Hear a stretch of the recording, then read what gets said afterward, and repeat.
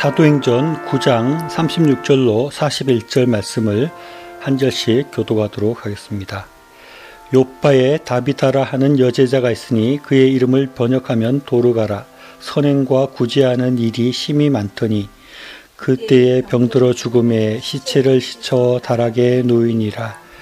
롯다가 요빠에서 가까운지라 제자들이 베드로가 거기 있음을 듣고 두 사람을 보내어 지체 말고 와달라고 간청하여 베드로가 일어나 그들과 함께 가서 이르매 그들이 데리고 다락방에 올라가니 모든 과부가 베드로 곁에 서서 울며 도르가가 그들과 함께 있을 때에 지은 속옷과 겉옷을 다 내보이거늘 베드로가 사람을 다 내보내고 무릎을 꿇고 기도하여 돌이켜 시체를 향하여 이르되 다비다야 일어나라 하니 그가 눈을 떠 베드로를 보고 일어나 앉는지라.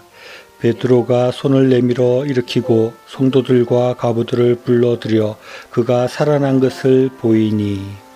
오늘은 도르가라는 사람이 받은 복과 그 이유에 대해서 생각해 보고자 합니다. 도르가는 죽었다가 살아난 복을 받은 사람입니다. 도르가가 많은 재물을 받았다거나 높은 지위에 올랐다거나 하는 얘기는 없고 단순히 도르가의 받은 복은 죽었다가 살아나는 복을 받았습니다. 저는 계속해서 복에 대해서 말씀을 하고 있는데 과연 복이라는 것이 무엇일까요?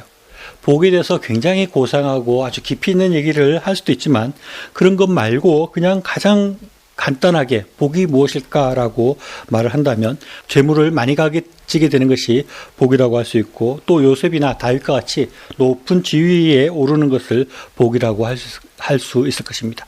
그와 함께 건강도 아주 중요한 복이라고 할 수 있고 이 도르가처럼 죽었다가 살아나는 것도 큰 복이라고 할 수 있습니다. 그런 면에서 도르가는 죽었다가 살아나는 복을 받았다라고 할 수 있는데 이렇게 말을 하면 한 가지 좀 의문이 드는 부분이 있습니다. 도르가는 예수님의 여제자였다라고 말을 합니다. 그러면 예수님을 잘 믿는 사람이었을 거라고 우리가 생각할 수 있고 그렇다면 도르가는 죽어서 천국에 가는 사람이라고 생각할 수 있는 것입니다. 그런데 도르가가 죽었다가 살아난 것, 천국에 갈 사람이 죽었다가 살아나는 것이 과연 복인가 하는 생각이 드는 것입니다. 도르가에 대한 성경 말씀을 좀 차분히 보면 그녀는 요빠라는 곳에서 살고 있었던 예수님의 여제자라고 말하고 있습니다. 도르가라고 하는 것은 아마 헬라였을 것 같고 그들이 주로 쓰는 아람어로 말하면 다비다라는 그런 이름을 가진 사람이었습니다. 그녀는 예수님을 잘 믿어서 예수님의 제자라고 불렀고 특별히 많은 사람들에게 구제하고 많은 사람들에게 선행을 많이 했다고 말하고 있습니다. 그런데 그녀가 병들어서 죽게 되었는데 그가 함께 있던 사람들이 장례를 치르려고 시신을 다 씻어서 다락에 두었는데 사람 중에 일부가 베드로 사도가 근처에 있다는 소리를 들었습니다. 여기서 제자들이라는 것은 도르가와 같이 예수님의 12제자를 말하는 것이 아니라 예수님을 잘 믿는 사람들을 제자라고 했습니다. 그런 제자들이 베드로를 불러왔다는 것입니다. 불러왔다는 것입니다. 그리고 과부들이 베드로가 왔을 때 거기 서서 이 도르가가 함께 있을 때 지어준 속옷과 겉옷을 보여주면서 도르가가 얼마나 좋은 사람이었는가를 이야기를 했습니다. 그러니까 베드로가 사람들을 다 내보내고 무릎을 꿇고 기도를 하면서 다비다야 일어나라 라고 말하니까 이 도르가가 다시 살아나게 되었다 하는 것입니다. 베드로가 있던 곳은 도르가가 있던 요빠에서 한 18km 정도 떨어진 곳이라고 합니다. 그래서 당시에는 무슨 전화가 있었던 것이 아니고 18km를 누군가는 가서 베드로를 데리러 가야 되는 것이고 또 베드로는 18km를 또 와야 되는 그런 상황이었습니다. 그래서 시간이 꽤 많이 걸렸을 것이라는 것을 우리가 짐작할 수 있습니다. 그래서 성경에서 도르가가 죽은 지 얼마 만에 다시 부활을 했는지를 말하고 있지 않기 때문에 우리가 정확하게는 알 수 없지만 꽤 오랜 시간 죽은 상태로 있었다는 것을 우리가 생각해 볼 수 있습니다. 그런데 여기서 우리가 좀 어려운 문제에 부딪히는 것입니다. 도르가가 죽어서 천국에 있다가 베드로가 다시 기도했을 때 그가 천국에 있다가 다시 이 땅으로 오게 된 것인지 아니면 천국에는 아직 가지 않은 상태인지 하는 그런 어려운 문제가 있습니다. 그런데 그것보다 좀 더 어려운 문제라고 할 수 있는 것은 도르가가 과연 천국에 있었던지 아니면 천국을 가고 있는 도중이었을 텐데 그런 도르가가 다시 이 땅에 오는 것이 다시 살아나는 것이 그것이 과연 복이라고 할 수 있는 것인가 하는 문제인 것입니다. 사실 여러 가지로 좀 복잡하게 생각해 볼 여지가 많이 있고 어떻게 보면 좀 흥미있는 질문이기도 하지만 성경적으로 볼 때 아니면 또 결론적으로 말을 한다면 이것은 아주 간단하게 답을 할 수 있는 것입니다. 이것은 틀림없이 기쁜 일이었고 복된 일이었고 좋은 일이라고 할 수 있는 것입니다. 왜냐하면 도르가가 살아났을 때 많은 사람들이 기뻐하고 그것을 복으로 생각했을 것이고 도르가 역시도 그가 다시 살아났을 때 기뻐하고 내가 하나님의 은혜로 다시 살아난 것을 참 복이라고 생각했을 것입니다. 다시 못 볼 줄 알았던 사람을 다시 보게 되었으니까 그 기쁨이 아주 넘쳤을 것입니다. 성경에는 죽다가 살아난 사람들이 한 7명 정도 있습니다. 예수님 포함하면 8명 정도 되고요. 한 7명 정도가 죽다가 살아났는데 그 사람들이 죽다 살아난 것을 후회했다거나 슬퍼했다는 얘기가 전혀 없습니다. 다 누구든지 죽다가 살아나는 것을 기뻐했다는 것입니다. 그리고 이 사람들이 죽다가 살아났을 때 내가 천국에 있다가 왔다 이런 얘기를 하지 않는 걸로 봐서 이 사람들이 천국에 안 갔거나 아니면 천국에 간 것을 기억을 못하는 상태로 다시 살아난다는 것입니다.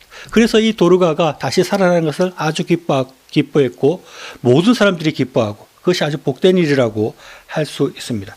그러면 과연 이 도르가가 이런 죽다가 살아나는 복을 받은 그 이유가 무엇일까 하는 것입니다. 그것을 우리가 생각해 보고자 하는 것입니다. 첫째 이유는 도르가가 예수님의 제자였기 때문이라고 할 수 있습니다. 도르가를 향해서 성경은 요빠에 있는 여제자라고 이렇게 말을 하고 있습니다.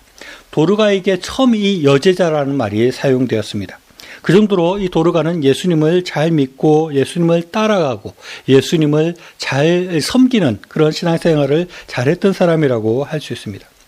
우리가 예수님을 잘 믿으면 무조건 부자가 되고 높은 지위에 오르게 되고 죽다가도 살아난다 이렇게 말을 할 수는 없지만 최소한 예수님을 잘 믿는 사람이 하나님의 복을 받는다. 예수님을 잘 믿는 사람에게 하나님의 은혜가 임한다는 것은 우리가 부인할 수 없는 그런 것이고 이것이 예수님을 잘 믿는 것이 복받는 전제 조건이 된다는 것은 아주 분명하다고 할 수 있습니다. 두 번째 생각할 수 있는 도르가가 복받은 이유는 도르가가 이웃들과 좋은 관계를 맺었다 하는 것입니다. 도르가가 죽었을 때 많은 사람들이 도르가 주변에 있었습니다. 그리고 안타까운 마음이 있었고 그래서 베드로를 불러오게 되었습니다. 사람들이 도르가가 죽은 것이 너무너무 안타까워서 어떻게든지 살리고 싶은 마음이 있었다는 것입니다. 사람들이 베드로를 불러오면 틀림없이 베드로가 도르가를 살릴 것이다 하는 생각은 하기 어려웠습니다. 이제까지 베드로가 사람을 살린 경우는 없었기 때문입니다. 그러나 혹시라도 모른다. 예수님께서도 죽은 사람을 나사로를 살리고 한 것이 있기 때문에 베드로를 불러오면 혹시 모른다 해서 굳이 또 18km 떨어진 곳에 가서 베드로를 불러왔다는 것입니다. 사람들은 이렇게 이 도르가가 다시 살아났으면 좋겠다. 어떻게든 좀 살리고 싶은 이런 마음이 간절히 있었다는 것입니다. 당시에도 많은 사람들이 죽었을 것입니다. 당시에 예수님 믿는 사람들이 많은 사람들이 죽었을 것입니다. 그런데 그런 사람들마다 다 베드로를 불러와서 다시 살아나게 하지 않았습니다. 그러나 이 도르가는 그 사람들에게 아주 참 너무나 안타까운 죽음이었고 진짜 같이 있고 싶고 이런 마음이 간절했기 때문에 베드로까지 불러와서 이 도르가를 살리려고 했다는 것입니다. 그래서 이 도르가가 주변 사람들에게 얼마나 잘하고 좋은 관계를 맺고 있었는가. 도르가 사람들에게 참으로 그의 죽음이 안타깝게 느껴지는 그런 사람이었다는 것을 우리가 생각을 하게 됩니다. 이런 말씀을 보면서 저는 나는 과연 어떤 사람인가 하는 것을 생각해 보게 됩니다. 내가 죽었을 때도 사람들이 이렇게 나의 죽음을 안타까워하고 저 사람 진짜 살려야 되는데 저 사람 꼭 우리와 같이 있어야 되는데 이런 마음을 가진 사람들이 얼마나 될까 하는 생각을 해보게 됩니다. 우리는 과연 그런 삶을 살고 있는가? 내가 죽었을 때 주변에 얼마나 많은 사람들이 슬퍼할까? 물론 뭐 가족들과 아주 친한 사람이 몇 명은 좀 안타까워하고 아쉬워하겠지만 진짜 이 도르가처럼 동네 사람들이 다 나서서 주변 사람들이 나서서 이 사람은 진짜 살려야 된다. 이 사람은 진짜 우리 같이 있고 싶다. 이런 정도의 우리가 삶을 살아가고 있는가. 그런 관계들을 맺고 있는가 우리가 좀 돌아보고 우리도 참 이렇게 좋은 이웃들과의 관계를 맺고 이웃들에게 좋은 사람으로 인정받고 이웃들이 꼭 같이 있고 싶은 사람으로 그런 인정받는 그런 마음이 드는 그런 사람들이 되어야 되겠다는 생각을 해보게 됩니다. 세 번째로 도르가가 복을 받은 이유는 그녀가 나눔의 삶을 살았다 하는 것입니다. 9장 39절 말씀을 다시 보면 베드로가 일어나 그들과 함께 가서 이르매 그들이 데리고 다락방에 올라가니 모든 과부가 베드로 곁에 서서 울며 도르가가 그들과 함께 있을 때 지은 속옷과 겉옷을 다 내보이거늘이라고 말을 하고 있습니다. 베드로가 요바에 와보니까 그곳에 다락방에 시신이 있는데 모든 과부가 서서 울고 있었다는 것입니다. 그리고 도르가가 자신들에게 지어줬던 속옷과 겉옷을 내어 보이면서 도르가가 우리에게 이러한 일들을 한 사람입니다. 이렇게 좋은 사람이고 이렇게 우리에게 많은 선행을 베푼 사람입니다. 라고 이야기했다는 것입니다. 이것을 볼 때 참 이 도르가가 많은 사람들에게 인정받는 사람이었고 특히 도르가가 평소에 많은 사람들에게 옷을 지어줬다 하는 것을 알 수 있습니다. 특별히 친한 사람에게 옷을 한 벌 지어주는 그런 것이 아니라 동네 사람들, 특히 과부와 같이 어려운 사람들에게 옷을 지어주고 나누었다는 것을 알 수 있습니다. 이런 나눔, 다시 말하면 이런 구제와 선행이 도르가가 복을 받는 사람이 되는 이유가 되고 비결이 되고 도르가를 다시 살아나게 했다고 할 수 있습니다. 사실 도르가가 옷을 지어주는 주어, 옷을 짓고 나누어주는 일이 그렇게 쉬운 일은 아니었을 것입니다. 현대와 같이 무슨 만 원에 몇 벌 하는 그런 옷을 사다가 나눠주는 그런 것이 아닌 것입니다. 옷을 한 벌 만드는 것은 굉장히 어려운 일이었을 것입니다. 당시에는 옷감을 구하는 것도 그렇게 쉽게 구하는 것은 아니었고 또 좋은 재봉틀이 있는 것도 아니었습니다. 도르가가 옷을 한 벌 나눠주기 위해서 그는 며칠을, 몇 주일을 아니면 몇 달을 걸릴 수 있는 그런 일이었습니다. 도르가가 이렇게 힘들게 옷을 지어서 주변에 있는 사람들에게 옷을 나누어 주었다는 것입니다. 도르가가 죽었을 때 모든 과부가 서서 슬퍼했다고 이렇게 이야기하고 있습니다. 남편이 슬퍼했다거나 가족이 슬퍼했다는 얘기가 없는 걸로 봐서 이 도르가도 과부라고 생각할 수 있습니다. 이 도르가가 과부였다는 것은 당시 시대에서 그렇게 넉넉하고 여유 있는 사람이 아니었을 가능성이 많이 있습니다. 도르가도 역시 과부로서 살아가면서 힘들고 어려운데 그가 열심히 옷을 지어서 다른 사람들에게 나눠주는 일을 했다는 것입니다. 옷을 지어서 파는 것이 아니라 이웃들에게 나누어주고 선행을 베풀었다는 것입니다. 그러니까 그 옷을 받는 사람이 더욱더 감사한 마음이 컸을 것입니다. 굉장히 부유하고 옷이 많은 사람이 나눠줬으면 그런가 보다 할 텐데 이 도르가 같이 어렵고 힘든 과부로 살아가는 사람이 힘들게 옷을 지어서 나에게 주었다는 것을 생각하면서 아주 감사한 마음이 크고 그의 선행이 더욱더 돋보였을 것이라고 생각할 수 있습니다. 또 이 도르가가 옷을 나누어 줄 때 그냥 여러 벌을 많이 만들어 가지고 옷을 아무나 한 명씩 이렇게 주는 것이 아니었을 것입니다. 도르가가 그 사람을 옷을 지어주기 위해서는 그 사람을 불러다가 치수도 재고 그 사람과 이야기도 하고 어려운 형편들도 알고 그렇게 교제하는 가운데 옷을 주어줬을 거라는 것을 우리가 알 수 있습니다. 이렇게 도르가는 사람들과 교제하고 좋은 관계를 맺고 자기가 할 수 있는 것을 다해서 이웃들을 돕고 섬기는 일을 했다는 것입니다. 도르가가 왜 이런 일을 하게 되었을까? 저는 생각해 볼 때 이 도르가가 예수님의 제자로서 내가 어떤 일을 할까? 내가 하나님을 믿는 사람으로서 무슨 일을 할까? 내가 예수님의 뒤를 쫓아가는 예수님의 제자인데 내가 어떻게 예수님을 따라서 살아갈 수 있을까를 고민하고 내가 무엇을 할 수 있을까? 예수님께서 보여주신 것처럼 이웃들을 섬기고 이웃들을 사랑하는 것이 어떤 모습으로 나는 할 수 있을까를 생각했을 것입니다. 그리고 그녀가 생각한 것이 내가 이웃들에게 내가 옷을 짓는 재주가 있으니까 옷을 지어서 주는 것이 이웃들을 섬기는 것이고 이웃들을 사랑하는 것이라고 생각을 하고 그것을 그녀의 소명으로 생각하고 그 일을 했을 것이라고 생각할 수 있습니다. 이렇게 예수님을 생각하면서 예수님의 제자로서 나의 가진 재능과 나의 가진 것들로 이웃들을 섬기는 삶을 살게 될 때 그녀가 큰 복을 받게 되었고 다시 살아나는 복을 받게 되었고 이렇게 훌륭한 사람으로 추앙받는 사람이 되었다고 할 수 있을 것입니다. 현재도 이런 도르가의 선행이 아주 많은 사람들에게 기억이 됩니다. 많은 봉사단체들의 이름 가운데 도르가나 다비다라는 이름이 현재도 많이 사용되고 있습니다. 도르가는 어떻게 보면 아주 평범한 여인이었습니다. 과부에 불과했고 어떻게 보면 그 사회에서 하층을 이루는 사람이었고 전혀 높은 지위가 있거나 무슨 특별한 재능이 있거나 뭐 그런 사람이 아니었습니다. 그러나 도르가가 자기가 할 수 있는 것을 가지고 이웃들을 섬기고 이웃들을 돌보는 일을 했을 때 그녀는 이렇게 죽다가 살아나는 그런 복을 받게 되고 성경에 기록되게 되고 많은 사람들이 도르가를 추앙하는 그런 위대한 인물이 될 수 있었다는 것입니다. 우리도 우리의 가진 것을 가지고 우리의 조그마한 것이라도 이웃들을 섬기기 위해서 나눔의 삶을 살아갈 때 우리의 삶도 하나님의 큰 복을 받고 하나님에 의해서 우리가 높아지게 되고 하나님의 큰 복을 받은 삶으로 그렇게 나아갈 수 있게 될 것입니다. 우리가 이웃들을 섬기고 이웃들에게 나누고 이웃들에게 선행을 베푸는 것, 그것은 우리 자신에게도 아주 좋은 일입니다.